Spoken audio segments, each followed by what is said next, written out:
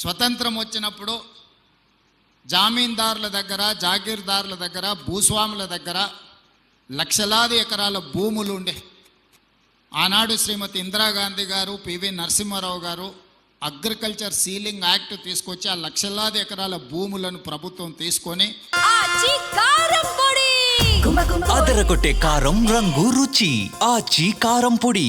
దళితులకు, గిరిజనులకు, ఆదివాసీలకు, బలహీన వర్గాలకు, భూమి లేని నిరుపేదలకు గుర్తింపు గౌరవమే భూమి అని చెప్పి అసైన్మెంట్ పట్టాల పేరు మీద, లేకపోతే పోడు భూముల పట్టాల పేరు మీద ఈ ఆదివాసీలకు, గిరిజనులకు, దళితులకు అందరికి భూములు ఇచ్చిండ్రు. ఇల్లు లేని వాళ్లకు ఇల్లు ఇచ్చిండ్రు. ఇందిరమ్మ ఇల్లు కావచ్చు, లేకపోతే ఉండడానికి.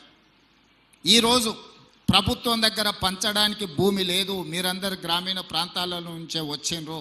ప్రతి గ్రామంలో ప్రభుత్వ ఆధీనంలో ఉన్న భూమి పేదలకు పంపకాలు జరిగిపోయినాయి.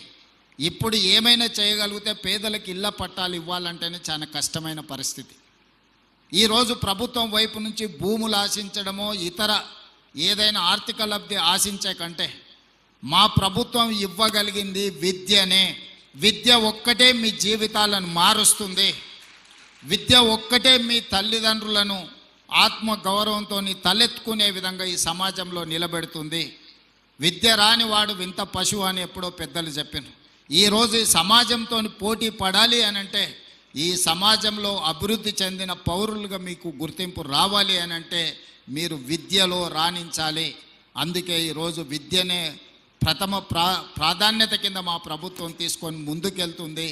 Education is my top priority. అందుకే ఈరోజు not only IIIT engineering college, law కాలేజ్ను కూడా ఈరోజు పాలమూరు యూనివర్సిటీలో మహబూబ్ నగర్ జిల్లాకు మనం ఇవ్వడం జరిగింది. ఇవే కాదు, ఈచ్ అసెంబ్లీ కాన్స్టిట్యున్సీలో young India integrated residential schools with 25 acres campus we are going to spend 200 crores for each educational institute. So ఇవన్నీ కూడా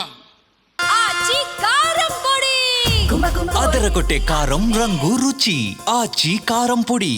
ప్రపంచంతో పోటీ పడాలి అంటే ఇప్పుడు ఇంతకుముందు వేదిక మీద ప్రిన్సిపల్ సెక్రటరీ గారిని, కలెక్టర్ గారిని, ఎస్పీ గారిని చూసిండ్రు. ఈరోజు వాళ్ళ నేపథ్యము ఊర్లో ఉన్న భూమి కాదు, వాళ్ళ నేపథ్యం వాళ్ళ చదువు.